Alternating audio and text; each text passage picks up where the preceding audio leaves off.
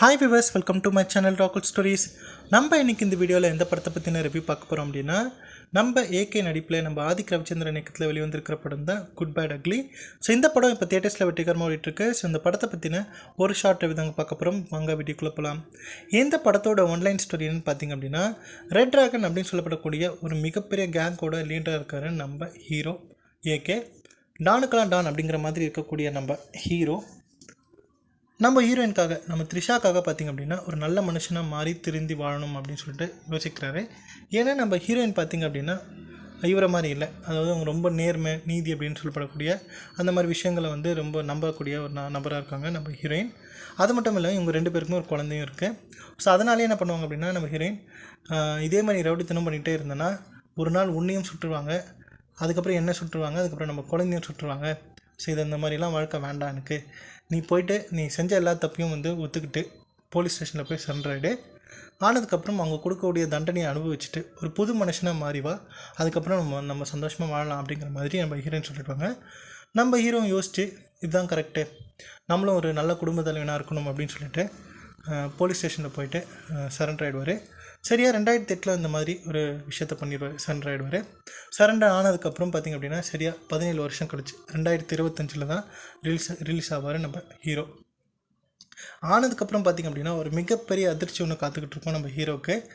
என்ன அப்படின்னு பார்த்திங்க அப்படின்னா, அவருடைய சொந்த பையனே பார்த்திங்க அப்படின்னா ஒரு ட்ரக் கேஸில் வந்து மாட்டிக்கிட்டு இருப்பான். அதனாலே ஜெயிலில் இருப்பான் நம்ம ஹீரோவோட பையன். ஸோ அதுக்கப்புறம் நம்ம ஹீரோ என்ன பண்ணார், அதே மாதிரி பழைய டான் ஆகிடுவார் நம்ம ஹீரோ. எப்படி நம்ம பையன் வந்து அதில் மாட்டிக்கிட்டான், யார் இந்த விஷயத்த பண்ணது, அவனை எப்படியாவது கண்டுபிடிச்சி நம்ம பழி வாங்கணும் அப்படின்னு சொல்லிட்டு களத்தில் இறங்குவார். அதுக்கப்புறம் என்ன மாதிரியான சம்பவங்கள் ஆச்சு அப்படிங்கிறது தான் இந்த படத்தோட மீதி கதை. ஸோ என்னை பொறுத்த வரைக்கும் பார்த்திங்க அப்படின்னா, இந்த படத்தை முழுக்க ஆதிக் ரவிச்சந்திரன் ஒரு அஜித்தோட ஃபேனாக தான் வந்து எடுத்திருக்காரு அப்படின்னு தான் சொல்லுவேன். ஏன்னா இந்த படத்தில் முழுக்க அஜித்தோட ரெஃபரன்ஸ் மட்டும்தான் இருக்கும். அவருடைய முந்தைய படங்களுடைய ரெஃபரன்ஸ் நிறையவே இருக்கும். அது கொஞ்சம் ஆடியன்ஸ்க்கு வந்து கொஞ்சம் ப்ளசண்ட்டாக இருக்கும் அப்படின்னு சொல்லலாம். மற்றபடி பார்த்திங்க அப்படின்னா இந்த படத்தில் கதை அப்படின்னு சொல்கிற மாதிரி எதுவுமே கிடையாது. ஸோ இந்த அளவுக்கு அஜித்தை பற்றியே யோசிச்சுட்டு இருந்தால் நம்ம ஆதிக் ரவிச்சந்திரன் கதையிலும் கொஞ்சம் கான்சன்ட்ரேட் பண்ணியிருக்கலாமா அப்படிங்கிற மாதிரி தோணுச்சு. ஸ்க்ரீன் பிளேயில் சுத்தமாக எதுவுமே கிடையாது. லாஜிக்கெலாம் விட்டுருங்க, இப்போ இருக்கக்கூடிய எந்த படத்துலையும் லாஜிக் அப்படிங்கிற ஒரு விஷயம் வந்து கிடையாது அப்படிங்கிறது எல்லாருக்குமே தெரியும். ஸோ அதனால் லாஜிக் அப்படிங்கிறது எதுவுமே கிடையாது, ஸ்டோரியே கிடையாது. முழுக்க ஒரு 75% ஆஃப் ஃபிலிம் பார்த்திங்க அப்படின்னா அஜித்தை பற்றி புகழ் பாடுறது அப்படிங்கிறது தான் இருக்குது. முழுக்க யாரை பார்த்தாலும் ஏகே யார் தெரியுமா, ஏகே எந்த மாதிரியான சம்பவங்கள் பண்ணார் அப்படின்னு பார்த்து தெரியுமா அப்படிங்கிற மாதிரி அவர் பண்ண அந்த விஷயங்களை பற்றி பேசக்கூடிய ஒரு விஷயமாக தான் இருக்குது. அர்ஜுன் தாஸ் கேரக்டர்லாம் ஏன் இருக்குது அப்படிங்கிறது தெரியல. ஸோ அர்ஜுன் தாஸை விட மிகப்பெரிய டான் அப்படின்னு சொல்லிட்டு ஒருத்தரை காமிக்கிறாங்க, ஜாக்கி ஷெரஃபை. அவர்லாம் எதுக்கு வந்திருக்காரு அப்படின்னு தெரியல. ஸோ அந்த மாதிரி இந்த படத்தில் நடித்த அத்தனை கேரக்டர்ஸுமே பார்த்திங்க அப்படின்னா எதுக்கு எழுதியிருக்காங்க அப்படிங்கிற மாதிரி தெரியல.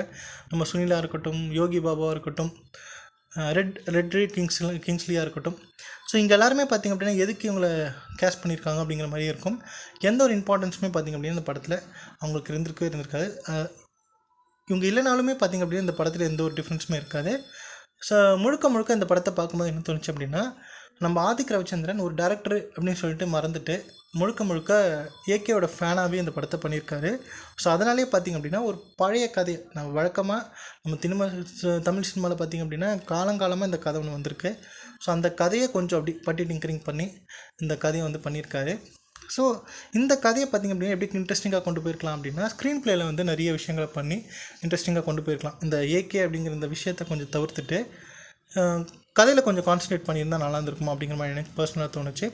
மற்றபடி இந்த படத்தை பார்க்குறதுக்கோ அப்படிங்கிறது உங்களுடைய விருப்பம்தான். ஸோ பார்க்குறதும் பார்க்காததும் ஏகே ஃபேன்ஸ்க்கு ஒரு மிகப்பெரிய ட்ரீட், பட் ஜென்ரல் ஆடியன்ஸ்க்கு கொஞ்சம் டிசப்பாயின்மெண்ட்டாக இருக்கும் அப்படிங்கிறது இந்த டவுட்டுமே கிடையாது. ஸோ யாரெல்லாம் இந்த படத்தை பார்த்தீங்க அப்படிங்கிறத கமெண்ட் லீவ் பண்ணுங்கள். பார்த்துட்டு நீங்கள் என்ன ஃபீல் பண்ணீங்க அப்படிங்கிறதையும் சொல்லுங்கள்.